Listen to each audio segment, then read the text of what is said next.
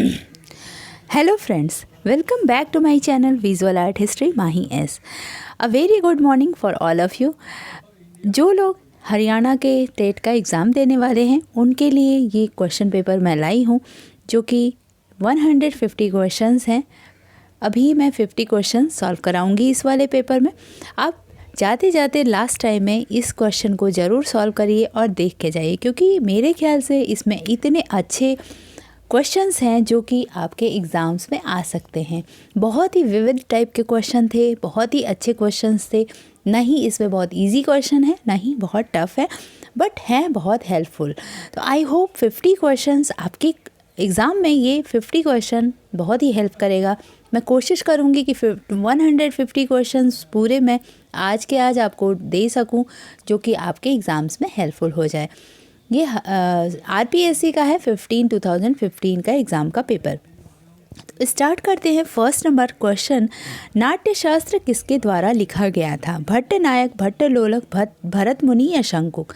तो right answer इस third है भरत मुनि। ओके, नेक्स्ट क्वेश्चन, भारतीय सौंदर्य शास्त्र में वेदांत के आधार पर अभिव्यक्तिवादी सिद्धांत किसने प्रतिपादित किया था? राइट आंसर इज अभिनव गुप्त। राइट आंसर इज 2 अभिनव गुप्त। ठीक है, नेक्स्ट क्वेश्चन थर्ड, द्विमितीय तल पर त्रिमितीय प्रभाव देने के लिए क्या जरूरी है? संतुलन और प्रभाव, परिप्रेक्ष्य और छाया प्रकाश, तान और वर्ण और तान, अंतराल और पोत। The right answer is second, परिप्रेक्ष्य और छाया प्रकाश। परिप्रेक्ष्य और छाया प्रकाश से हम 2D पेपर पे 3D का इफ़ेक्ट लाते हैं, जिससे हम लाइट एंड डार्क शेड करते हैं और कोई चीज़ कहाँ पे खड़ी है उसका भार और उसका छाया सब कुछ दर्शाते हैं। तो परिप्रेक्ष्य और छाया प्रकाश से ये हो जाएगा right answer.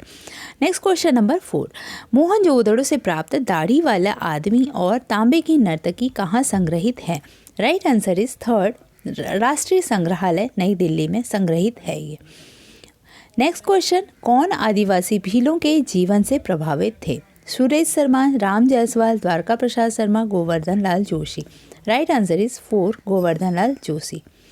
Next question number 6, Rajasthani कलाकार जिसने परंपरावादी कला इलाही बख्श उत्सा से और यथार्थवादी कला मूलर से सीखी थी? Right answer is 2 Dwarka Prasad Sharma ने सीखी थी। ओके, नेक्स्ट क्वेश्चन 7th, सन 1919 से 1936 तक वे sir J school of art के निर्देशक रहे। Captain Gladstone Solomon, E V Havell, James Burgess, Karl खंडावाला।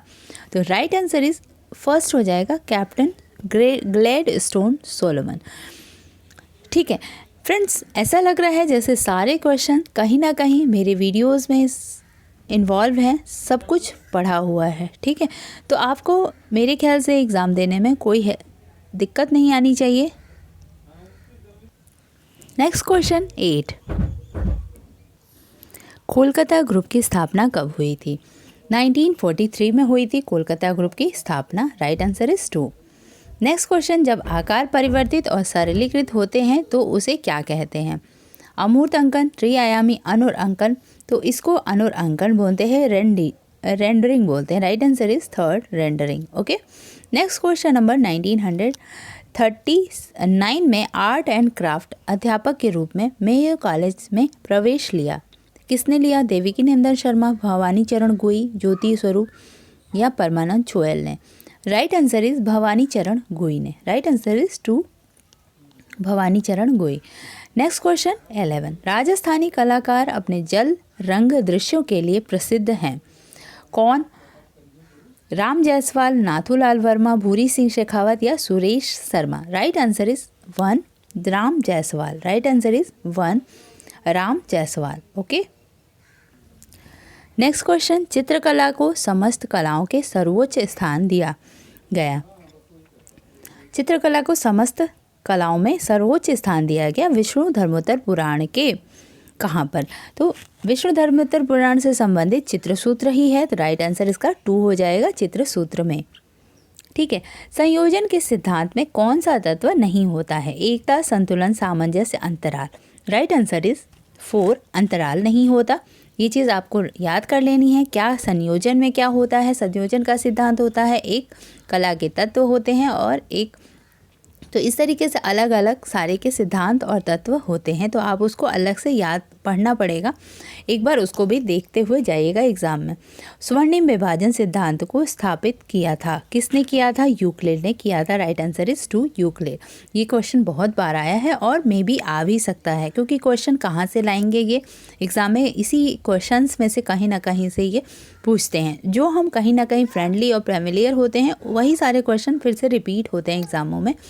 कोई भी बहुत अलग से डीप क्वेश्चन नहीं लाता है, सारे वही रिपीटेड ही होते हैं कहीं ना कहीं से। ठीक है, अजंता की किस गुफा में सबसे ज़्यादा चित्र हैं?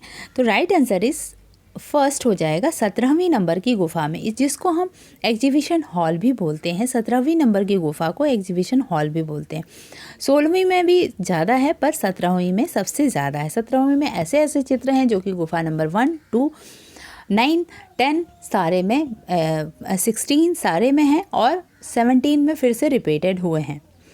किसके द्वारा जैन शैली को अपभ्रंश शैली नाम दिया गया था? ठीक है, तो इसको राय कृष्ण दास ने दिया था। अपभ्रंश शैली का नाम राय कृष्ण दास ने दिया था। ठीक है, कल्पसूत्र और कालकाचार्य कथा किससे संबंधित है? तो इसमें जो ऑप्शन दिए हैं, जैन, गुजराती, पाल शैली, अपभ्रंश शैली। ठीक है, नेक्स्ट क्वेश्चन 18, बूंदी, कोटा और झालावाड़ शैलियाँ किसके अंतर्गत आती हैं? बूंदी, कोटा और झालावाड़ शैलियाँ किसके अंतर्गत आती हैं? राइट आंसर इज 2 हड़ौती में आती हैं। मेवाड़, मारवाड़, हड़ौती, ढूंढार। तो हड़ौती में बूंदी, कोटा और झालावाड़ आता है। ठीक है, 19, घूमन, नैनसुख, खुशाला, मनकू, फत्तू, परखू और दोखू किस शैली के कलाकार थे ये? तो ये सारे जो थे वो कांगड़ा शैली के कलाकार थे। कांगड़ा शैली जो पहाड़ी शैली का एक बहुत महत्वपूर्ण शैली रही है, उसके कलाकार घुम्मन, नैनसुख, खुशला, मनकू, फत्तू, परखू और दोखू थे। क्वेश्चन नंबर 20, गुलेर चित्र शैली का संरक्षक व प्रवर्तक कौन सा राजा था? राजा हरिचंद, राजा राज सिंह, राजा विक्रम सिंह, राजा मान सिंह। राइट आंसर इज राजा हरिचंद्र थे। राइट आंसर इज फर्स्ट, राजा हरिचंद्र।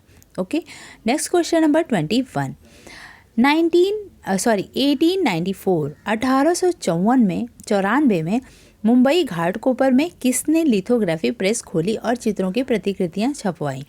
तो आप जानते ही होंगे, राजा रवि वर्मा ने सबसे पहले ऑलियोग्राफी प्रिंटिंग प्रेस की स्थापना की थी और उन्होंने 1894 में मुंबई के घाटकोपर में लिथोग्राफी प्रेस खोली थी, जिसमें अपनी पेंटिंग्स की ही प्रतिलिपियों को बनवाकर वो सेल करते थे। ठीक है, इस तरीके से क्वेश्चन नंबर 22 की तरफ बढ़ते हैं। Rajasthan school of arts and craft में शिक्षक के रूप में प्रवेश किया और बाद में यही प्राचार्य बने, नाम बताएं, कौन थे ये? तो ये थे Shailendra day. Right answer is 2, Shailendra day थे। नेक्स्ट क्वेश्चन 23, किस कलाकार ने दिल्ली में उकील बंधुओं से वॉश टेक्निक सीखी थी? वॉश टेक्निक छितेंद्र नाथ मजूमदार, अब्दुल रहमान चुगताई, परितोष सेन या राजा रवि वर्मा। तो आप इस तरीके से भी इसको याद कर सकते हैं। राजा रवि वर्मा ने कभी वॉश टेक्निक में काम नहीं किया था और परितोष सेन ने भी नहीं किया था। तो अब्दुल रहमान चुगताई सबसे ज़्यादा वॉश टेक्निक में काम करते थे। इन्होंने उकील बंधुओं से वॉश टेक्निक सीखी थी दिल्ली में।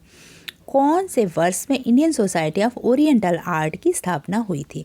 Indian society of oriental art की स्थापना हुई थी, राइट आंसर इज 4, 1907 में। ठीक है, नेक्स्ट क्वेश्चन, किसने सर्वप्रथम प्राचार्य के रूप में विश्व भारती कला भवन में प्रवेश किया था? रविन्द्रनाथ टैगोर, नंदलाल बसु, E.V. हैवल, असित कुमार हालदार। ठीक है, तो आप देख लीजिएगा इसको। मेरे ख्याल से सबसे पहले रविन्द्रनाथ टैगोर हुए थे। ठीक है, क्योंकि नंदलाल बोस, E.V. हैवल ये लोग विश्व भारती के नहीं थे और असित कुमार हालदार तो जूनियर थे इन लोगों से। तो रविन्द्रनाथ टैगोर सबसे पहले प्राचार्य के रूप में हुए थे। नेक्स्ट क्वेश्चन नंबर 26, कला शब्द का प्रयोग सर्वप्रथम किस वेद में हुआ था? तो इसका राइट आंसर हो जाएगा Rigveda. Right answer is 4, Rigveda. भारतीय साहित्य में सौंदर्य को सामान्यतः किसके साथ संबंधित किया जाता है? अनुभव, कला, रस या साहित्य? तो हम सौंदर्य को हमेशा रस के रूप में मानते हैं। तो राइट आंसर इज थर्ड, रस। जब किसी भी सौंदर्य में रस नहीं होगा, श्रृंगार रस, रौद्र रस, ये सारे रस नहीं होंगे तो वो हम कला नहीं मानते हैं या उसको सौंदर्य नहीं मानते हैं। ठीक है, तो कोई भी अगर भाव है उसमें तो रस ज़रूर होगा। समाज की भौतिक आवश्यकताओं की पूर्ति किस कला द्वारा होती है? उपयोगी कला, काव्य कला, संगीत कला, रंगमंचीय कला? भौतिक कलाओं की पूर्ति तो उपयोगी कला से होती है। जो कला उपयोगी होता है उससे हम भौतिक आवश्यकताओं की पूर्ति करते हैं। ठीक है, 7 रंगों के एक वृत्त को घुमाने को कहा जाता है, क्या कहते हैं उसको? रंग चक्र, इंद्रधनुष, प्रकाश पुंज या सप्तरंगीय? ठीक है, तो इसका राइट आंसर हो जाएगा रंग चक्र। राइट आंसर इज 2, रंग चक्र हो जाएगा। कोई भी रंग हम एक साथ 7 रंगों को एक साथ घुमाते हैं तो उसको रंग चक्र बोलते हैं। ठीक है, निम्नलिखित में से त्रिआयामी कला कौन सी है? छायांकन, चित्रकला, मूर्तिकला, छाया चित्र? तो जो भी है ये तीनों सारे 2 डायमेंशन है, लेकिन मूर्ति कला जो है वो 3 डायमेंशन होती है, क्योंकि वो पूरी तरह से ऊपर नीचे और उसका बेस होता है आगे पीछे सब तरफ से बनाई जाती है, इसलिए ये 3 डायमेंशनल हो जाता है। वसली क्या है? तकनीकी माध्यम, कागज पर चित्रण हेतु उपयुक्त धरातल शैली? तो राइट आंसर इसका हो जाएगा कागज पर चित्रण हेतु उपयुक्त धरातल वसली कहा जाता था। ठीक है, भारत में वॉश टेक्निक का प्रारंभ किसने किया था? वॉश टेक्निक का प्रारंभ भारत में अगर किसी ने किया था तो वो अवनींद्रनाथ टैगोर थे। Right answer is first. ठीक है, कलाओं में चित्रकला को सर्वोच्च स्थान किस पुराण में दिया जाता है? अग्नि, ब्रह्म, विष्णु धर्मोत्तर, गरुड़? तो आप जो कला फील्ड से जो भी इंसान जुड़ा हुआ है वो विष्णु धर्मोत्तर पुराण के बारे में जरूर पढ़ा होगा। कलाओं में सबसे ज़्यादा सर्वश्रेष्ठ विष्णु धर्मोत्तर पुराण में माना जाता है। क्वेश्चन नंबर 34, सिंघनपुर किसके लिए प्रसिद्ध है? मंदिरों के लिए, प्रागैतिहासिक शिला चित्रों के लिए, मूर्तिकला, म्यूरल के लिए? सो राइट आंसर इज 2, प्रागैतिहासिक शैल चित्रों के लिए। क्वेश्चन नंबर 34, चैत्य गुफाओं का उपयोग किया जाता था पूजा हेतु, निवास हेतु, क्रीड़ा हेतु, शासन हेतु? तो हम सभी जानते हैं कि जो भी चैत्य और विहार होते थे, विहार रहने के लिए होता था और चैत्य जो होते थे वो पूजा हेतु किए जाते थे इस्तेमाल में। क्वेश्चन नंबर 36, अजंता की कौन सी गुफाओं का समूह हीनयान संप्रदाय से संबंधित है? हमने जब भी कला के बारे में पढ़ा, अजंता के बारे में पढ़ा, और अजंता में 2 तरह की गुफाएं बनी, हीनयान और महायान संप्रदाय से। जो 8 से 13 तक की गुफाएं थी ये हीनयान तक के मानी जाती हैं। राइट आंसर इज 4, 8 to 13 तक की गुफाओं को हम हीनयान की गुफा की लिस्ट में मानते हैं। क्वेश्चन नंबर 37, जैन धर्म के कौन से संप्रदाय से अपभ्रंश कला शैली का विकास हुआ था? श्वेतांबर, दिगंबर, उक्त? जैसे बौद्ध धर्म में हीनयान और महायान माना जाता है, वैसे ही जैन धर्म में श्वेतांबर और दिगंबर 2 या वो माने जाते हैं। तो जैन धर्म का कौन सा संप्रदाय था जिसमें अपभ्रंश कला शैली का विकास हुआ था? तो श्वेतांबर कला शैली थी, श्वेतांबर धर्म था, संप्रदाय था। ठीक है, right answer is first. Razmnama किस भारतीय ग्रंथ पर आधारित है? रज्मनामा जो है वो महाभारत पर आधारित है। Right answer is 2, Mahabharata. ठीक है, हम रज्मनामा, आप एक तरह से याद करने का तरीका होता है जैसे रज्मनामा और हमजनामा। हमजनामा जो है वो रामायण से है और रज्मनामा आप महाभारत। रज्मनामा आप ऐसा कर लो कि जो रज्म मीन्स रामायण, राजा से है, राजा या राम को मान लीजिए, राम को अगर मान लेते हैं हम, रज्म को राम समझ लेते हैं, तो राम महाभारत में नहीं थे, राम रामायण में थे। तो आप इसका जस्ट अपोजिट याद कर लीजिए कि रज्मनामा महाभारत में थे, राजमनामा मीन्स जो राजा राम थे वो महाभारत में नहीं थे। तो महाभारत से इसका कनेक्शन किसी तरीके से आप अगर जोड़ते हैं तो रज्मनामा किस भारतीय ग्रंथ पर आधारित था? वो महाभारत पर आधारित था। मंसूर किसके दरबार का सुपरिचित चित्रकार था? मंसूर जो था वो जहांगीर के कला दरबार का प्रसिद्ध चित्रकार माना जाता था। क्वेश्चन नंबर 40 की तरफ बढ़ते हैं। बीजापुर गोलकुंडा शैली किस शैली के भाग के रूप में जानी जाती है? तो मुगल स्कूल में नहीं होता, पश्चिमी भारतीय स्कूल, दक्कन स्कूल। तो इसका राइट आंसर जो गोलकुंडा के बारे में जब भी हम पढ़ेंगे तो ये दक्कन स्कूल का नाम आता है उसमें। तो right answer is third, Deccan school हो जाएगा। क्वेश्चन नंबर 41, किशनगढ़ शैली का प्रसिद्ध चित्रकार कौन था? Surjan, Nihalchand, Mansur, Mansukh. Right answer is 2 Nihalchand. Right answer is 2 Nihalchand. Kishangarh के बारे में 2-3 चीज़ें बस याद करनी है। बनी ठनी किशनगढ़ शैली की थी, बनी ठनी निहालचंद, और इनके जो राजा थे उनका नाम। 2-3 मोरध्वज, निहालचंद, बनी ठनी और राजा का नाम, बस यही 2-3 चीज़ें किशनगढ़ शैली में याद करनी है। ठीक है। नेक्स्ट क्वेश्चन नंबर 42, पहाड़ी कला शैली के प्राचीनतम कला केंद्र को किस नाम से जाना जाता है? बसौली, नूरपुर, चंबा, कांगड़ा। तो सबसे प्राचीनतम तो जो था वो बसौली था। Right answer is first, Basohli. Question number 43, Maularam पहाड़ी शैली की किस उपशैली से संबंधित रहा है? जो मौलाराम था वो गढ़वाल, नूरपुर, कांगड़ा या इनमें से कोई नहीं। तो राइट आंसर हो जाएगा गढ़वाल शैली से। मौलाराम जो था वो गढ़वाल शैली से संबंधित कलाकार था। वो गढ़वाल शैली एक उपशैली थी पहाड़ी शैली की। पहाड़ी शैली के चित्रों की विषय वस्तु किस पर आधारित रही है? शैव धर्म, वैष्णव धर्म, बौद्ध धर्म, उक्त। तो जब पहाड़ी शैली थी उसमें कृष्णा राधा का दृश्य चित्रण हुआ है, तो वैष्णव धर्म से संबंधित कहा जाएगा इसको। राइट आंसर इज 2 वैष्णव धर्म। क्वेश्चन नंबर 45, बसौली शैली की प्रथम ज्ञात चित्रित पुस्तक कौन सी है? बसौली शैली की सबसे प्रथम जो है ज्ञात चित्रित, उसको विनोद राग, गीत गोविंद, रस मंजरी या इनमें से कोई नहीं। तो कभी कभी ये भी पूछ लेता है कि रस मंजरी किस शैली का चित्रित पुस्तक है, तो आपको याद रखना है बसौली शैली। अभी ये पूछ दिया कि बसौली शैली की प्रथम ज्ञात चित्रित पुस्तक, तो आपको ये याद रखना है कि रस मंजरी। ठीक है, दोनों तरफ से घुमा के क्वेश्चन पूछता है ये, और ये क्वेश्चन कई बार मैंने पेपर्स में पढ़े हैं। बंगाल शैली के कलाकारों का सही समूह कौन सा है? ठीक है, तो आपको ये बताना है। आप एक बार देख लीजिए। सबसे पहले हमें सबसे वरिष्ठ अगर देखते हैं तो इसमें अवनींद्रनाथ टैगोर देखते हैं, उसके बाद नंदलाल बोस, फिर असित कुमार हलदार। तो बंगाल शैली के कलाकारों के लिस्ट में यही 3 कलाकार आते हैं, और अवनींद्रनाथ टैगोर वरिष्ठ हैं, उसके बाद नंदलाल बोस और असित कुमार हलदार। अमृता शेरगिल बंगाल शैली में नहीं है, यामिनी राय भी बंगाल शैली में नहीं आते। तो पहले हम इसी तरीके से इनको काट देते हैं। ठीक है, तो सबसे पहले इसका राइट आंसर 2 हो जाएगा, अवनींद्रनाथ टैगोर, नंदलाल बोस, असित कुमार हलदार। ठीक है। क्वेश्चन नंबर 47, बंगाल शैली के विकास में किस चित्रकार का योगदान नहीं रहा है? बंगाल शैली के विकास में नंदलाल बोस, शारदा चरण उकील, टीपी राय चौधरी, राजा रवि वर्मा। तो आपका ये लॉजिक बिल्कुल सही हो जाएगा। राजा रवि वर्मा ने बंगाल शैली में काम ही नहीं किया, और तो उन्होंने योगदान कहाँ से दिया है? ठीक है, तो इस वजह से राइट आंसर इज 4 हो जाएगा। क्वेश्चन नंबर 48, खान बहादुर की पदवी किस चित्रकार को मिली थी? तो मैंने जो कुछ कलाकारों के उपनाम बताए थे उसमें खान बहादुर भी बताया था। खान बहादुर जो मिला था वो चुगताई को मिला था। राइट आंसर इज 3 चुगताई को मिला था खान बहादुर का, क्योंकि ये खान थे और इनको खान के बहादुर का इनको पदवी दी गई थी। 49 क्वेश्चन नंबर, मूर्तियों की सतह पर एक विशेष प्रकार का ओप चढ़ाना किस युग की विशेषता थी? सुंग काल, सातवाहन काल, मौर्य काल, कुषाण काल।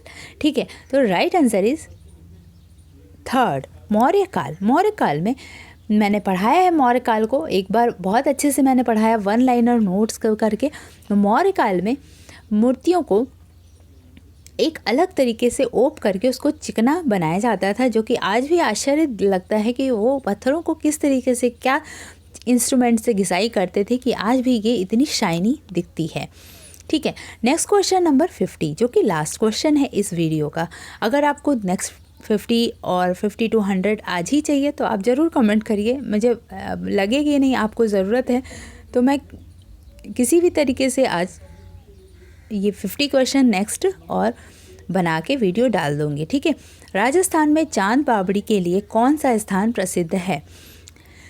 तो ये क्वेश्चन भी मैंने पढ़ा रखा है। चांद पापड़ी के लिए आबानेरी वाला स्थान प्रसिद्ध है। Right answer is first. अब इस क्वेश्चन से सॉल्व करने से पहले मेरी जो आंसर होते हैं उससे पहले अगर आप सोच लेते हैं कि आपको ये क्वेश्चन आ रहा है, तो आपको ये सोचने में और आपको अपने ऊपर एनालिसिस करने में काफ़ी हेल्प होगी कि आपका कौन सा एरिया अभी वीक है। तो आप उस एरिया पे थोड़ा सा जाके अभी भी फोकस कर लो। कल में आपका एग्ज़ाम होने वाला है, तो आप जाके अगर आज भी अभी भी आप देख लोगे तो आपका वो एरिया क्लियर हो जाएगा। चाहे वो अजंता हो, एलोरा हो, मौर्य हो, गुप्त हो, या किसी भी मंदिर मस्जिद से जो भी रिलेटेड हो, आप एक बार उस एरिया से रिलेटेड या तो आप बुक्स देख लीजिए या कुछ वीडियोस देख लीजिए, ठीक है, या गूगल्स पे आप विकीपीडिया पे जाके देख लीजिए, आपके ये चीज़ सॉल्व हो जाएगी। Thank you for watching my video and keep watching, keep learning. Bye bye.